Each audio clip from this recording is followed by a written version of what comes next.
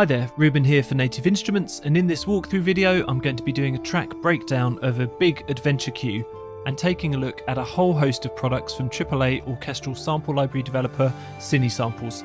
I've been using products from Cinesamples for years and they rank among my personal favourites, especially their percussion and brass.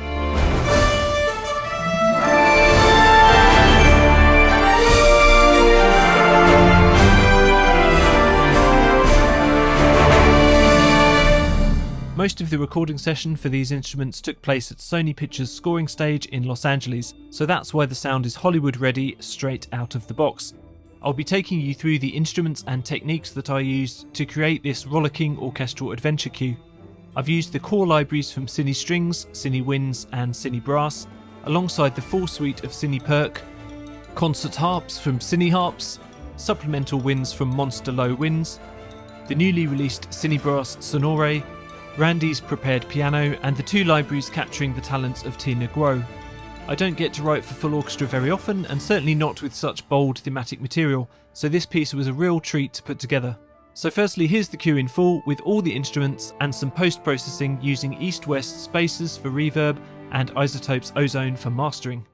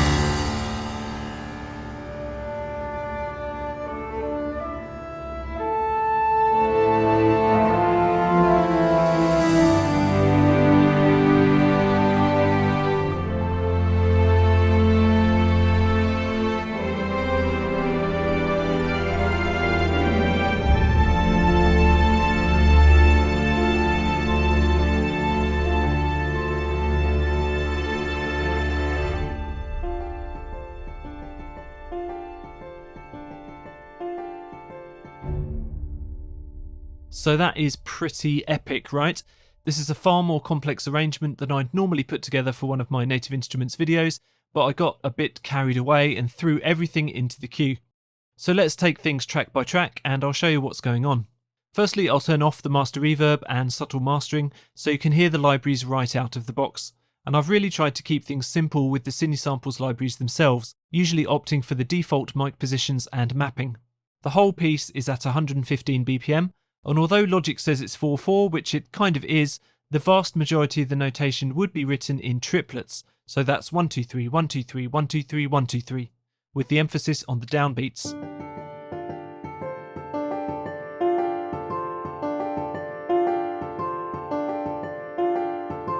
Now, I'm no expert in music theory, but what I do know is that this kind of rhythm is perfect for music that sounds like it needs to be chasing somewhere and fast.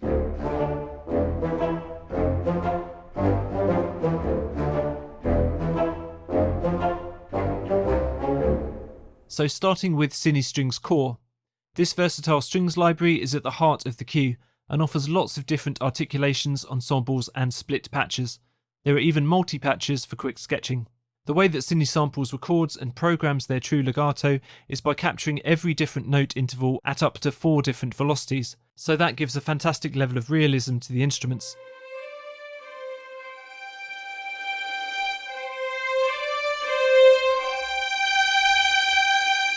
Because I want lots of control over the first and second violins, viola, cello and bass, I've used 5 separate tracks, one for each, that are playing the legato lines. Of course, much of the trick of effective legato strings is in the writing.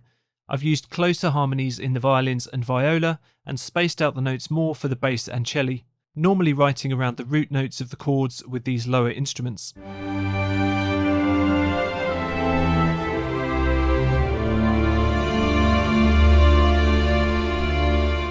You can hear that towards the end of the fanfare, as I've split the low instruments out for their own short notes.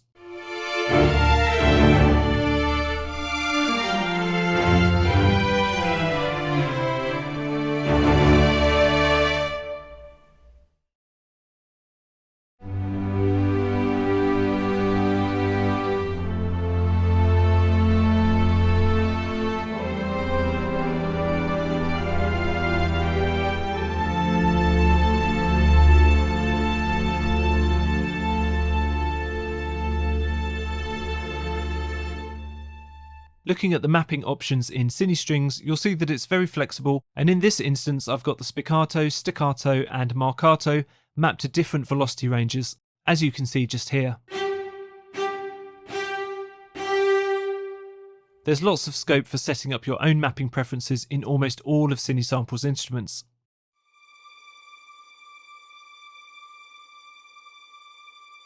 The next track is pretty simple, just trill and tremolo articulations for the whole string section.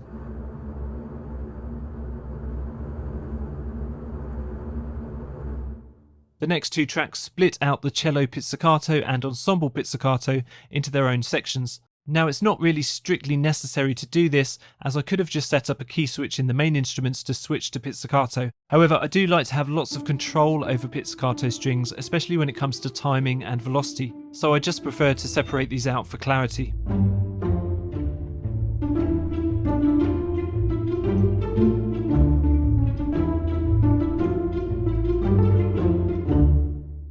If I zoom in, you'll notice that I've corrected the timing for the cello, triggering samples slightly before the beat, and this is to compensate for the natural attack of the samples, and it results in a nice tight feel. With the ensemble, I've set the note delay to -50 ticks. It's just a different way of doing it. Here's what they sound like with the metronome on.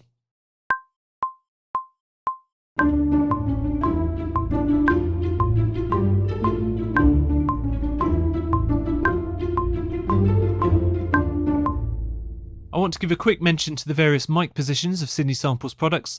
Most have multiple mics captured at the recording stage, and an easy way to dial them in on the interface.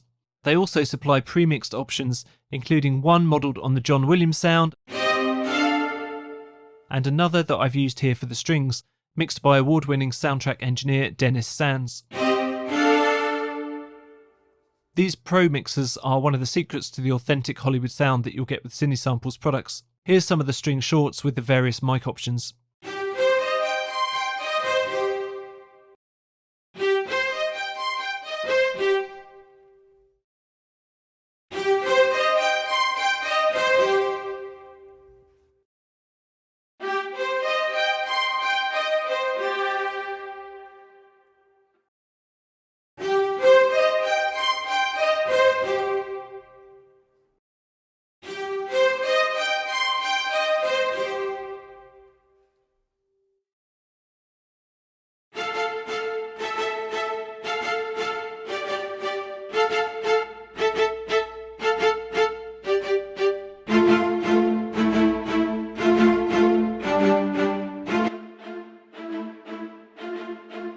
Moving on, woodwinds next from Cinewind's Core.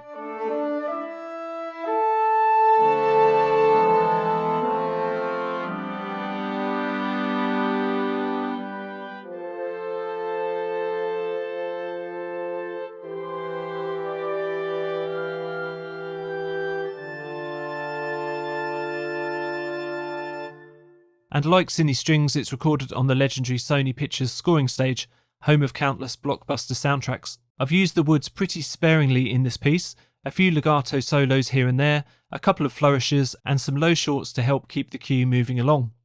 As you can see from the patch list, Cinewind's Core covers common woodwind instruments and playing techniques really comprehensively, with piccolo, flute, oboe, clarinet, bassoon, and full ensemble recordings. Like the strings, there are also split patches for when you just need a single note length or articulation. Let's look at the legatos first. Although there are no run samples with Cinewind's core, the agile legato is more than capable of handling fast passages. Here's one of the flute flourishes.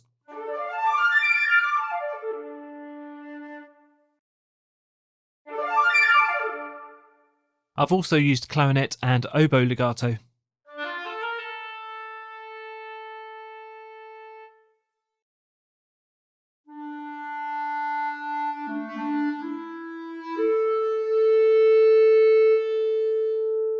I find that some of the most useful patches for fast sketching are the ensemble chord patches, and these can be found in Cinewind's and Cinebrass libraries. With different length shorts and sustains in major and minor chord shapes, it's very easy to mock up a convincing ensemble part, as the orchestration is all done for you within the recordings themselves.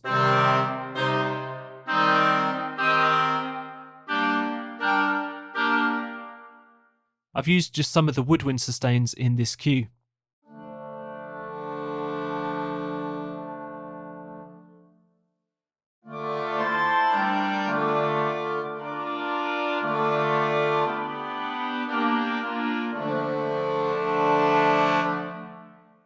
These two tracks are quite interesting. They use woodwind ensemble patches and the built-in chord arranger to flesh out the played notes with additional ones, dictated by the settings just here. This is a really useful way to orchestrate more complicated arrangements automatically.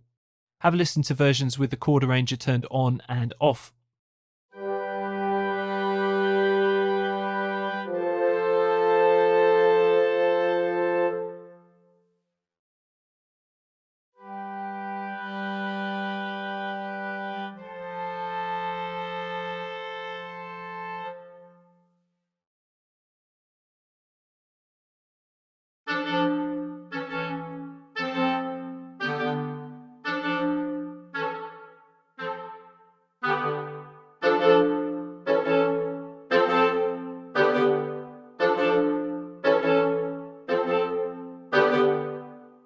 The last woodwind track uses a Cinewind's expansion, Monster Low Winds, a really beefy ensemble of bassoons, contrabassoons, bass clarinets, and contrabass clarinets.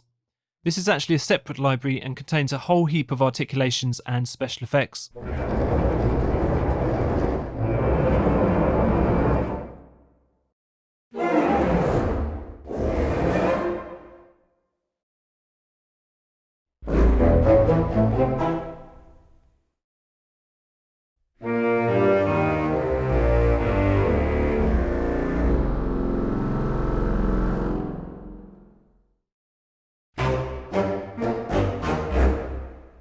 I've used it very sparingly in my piece, just low shorts to bolster the rest of the woodwinds.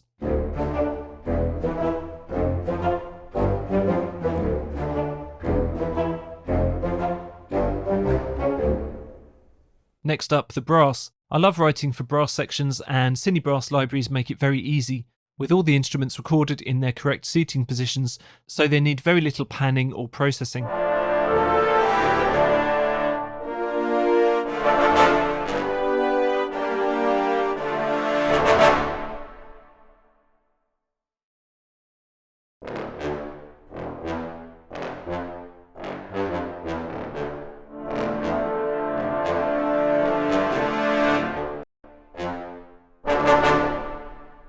There are plenty of patches, both individual sections and multis, of course including all the various mic mixers that I've already discussed.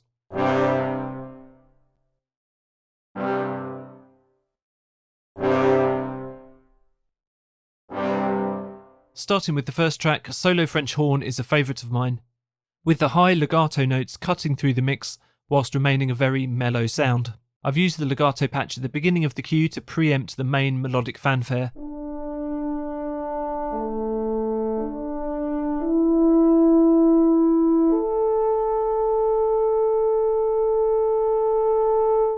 In fact, there are many times throughout the short piece where there are callbacks to that melody. See if you can spot them as I go along. The next tracks are fleshing out the arrangement with tuba and trombone articulations.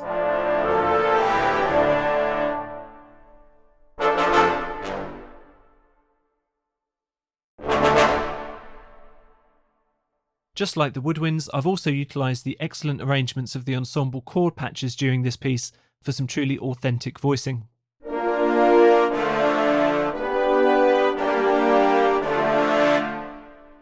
Cinebrass Sonore is a very recent library expanding on the brass timbres of Cinebrass, with 4 trumpets and 4 French horns on the MGM Scoring Stage.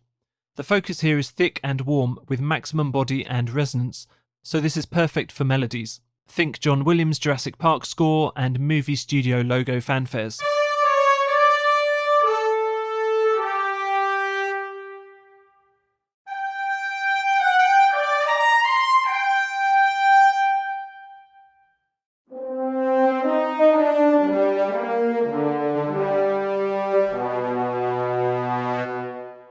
That's exactly the vibe of my cue, where the instruments carry the bulk of the fanfare in the middle section.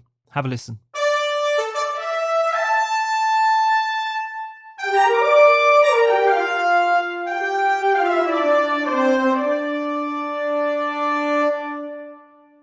The trumpets can be split between a single instrument,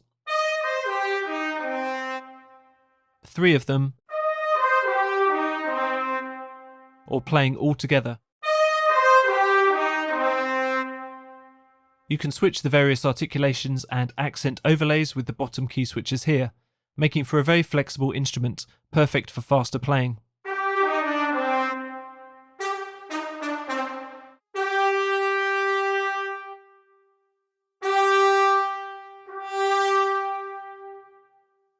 There's also playable vibrato, although I've just set it to full for my piece.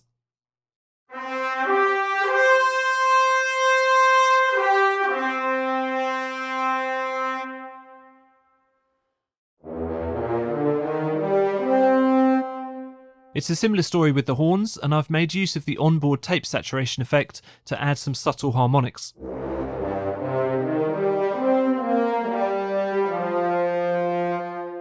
Adventure cues are nothing without their percussion, and I consider CinePerk to be the definitive orchestral percussion library. It's a huge 100GB collection of standard tonal and atonal percussion, ethnic percussion, drum kits, toys, big ensembles, extended instrumentation, and much more. It would take me hours to go through everything, so I've simplified what I've used in this piece by using a patch which combines highlights from some of the other, more extensive patches. In this way, I can keep my session at a manageable size. You can hear how much content there is in this one patch if I solo it. I'm using the snares, cymbals, bass drum, toms, small metals, and tubular bells.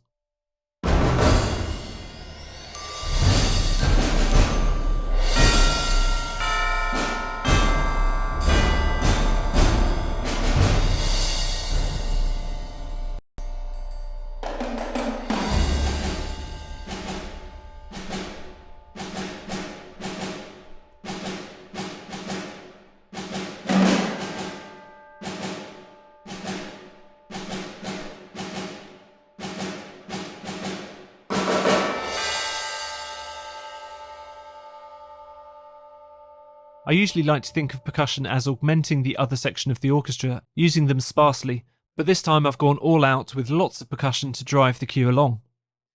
CinePerk also contains plenty of deep sampled melodic instruments. I've chosen the celeste and glockenspiel for the more gentle parts, and xylophone for the dramatic chase section, mirroring the string lines.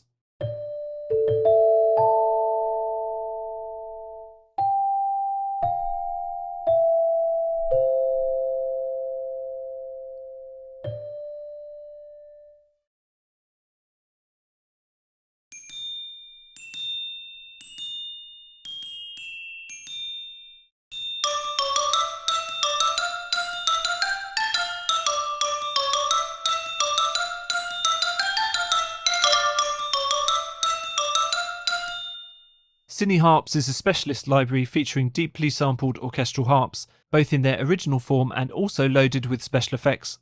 I've kept things reasonably simple here with 2 patches. The first, the fully playable concert harp,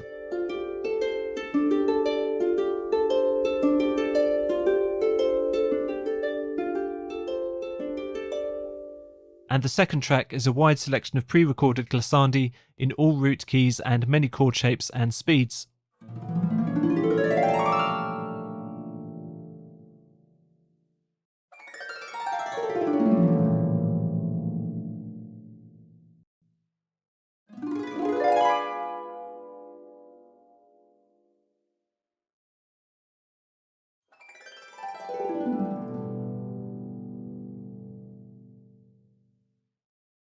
There are lots of unique features of Cine harps, including the perspective mode, allowing you to live mix through many mic positions for manipulating the relative depth of the instrument.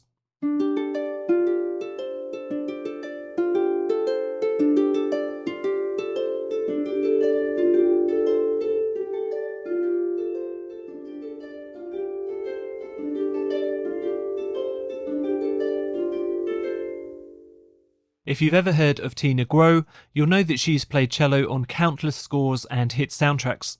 Cinesamples have recorded her performances in 2 separate libraries, and I've used a sprinkling of both in my queue. Acoustic cello legato uses intelligent scripting to match the speed of your playing to the legato interval playback, and it feels really good under the fingers.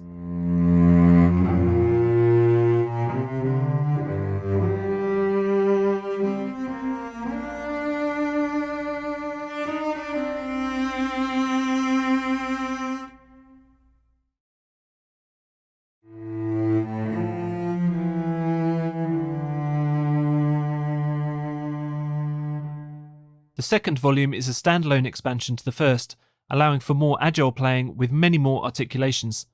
However, I've actually used some of the pre-recorded phrases here, where you can set the style, root key and mode for a selection of inspiring performances.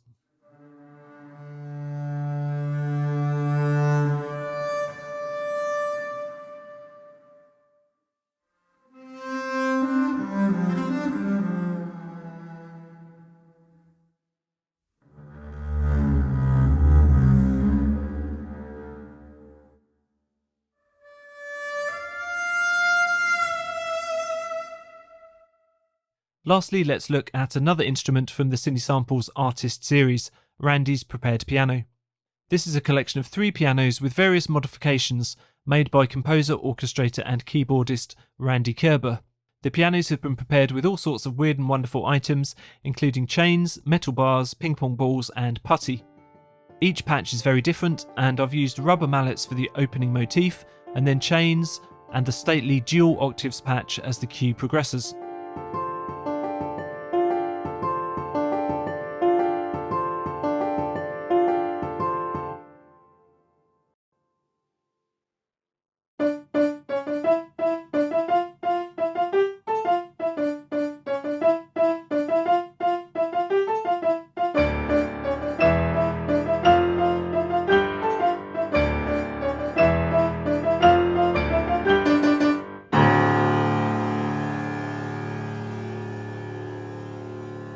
So that's all the tracks individually. When it came to mixing things, it was pretty simple really, since everything was recorded at MGM with similar microphone setups, so I didn't need to make any tweaks at all to the panning or even adjust the volume levels that much. The only thing I really did was to draw in some automation to get the level of dynamics I needed for the quieter beginning and end sections. For the mastering, I added a concert hall convolution reverb from East-West Quantum Leap Spaces, with a slight roll off to the lower frequencies so as not to clutter up the low end.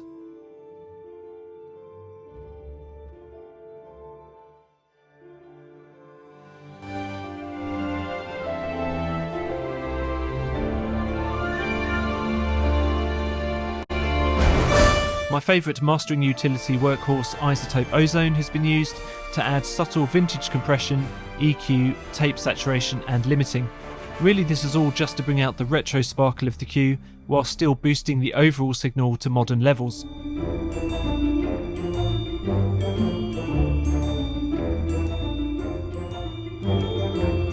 I hope you've enjoyed this cue breakdown.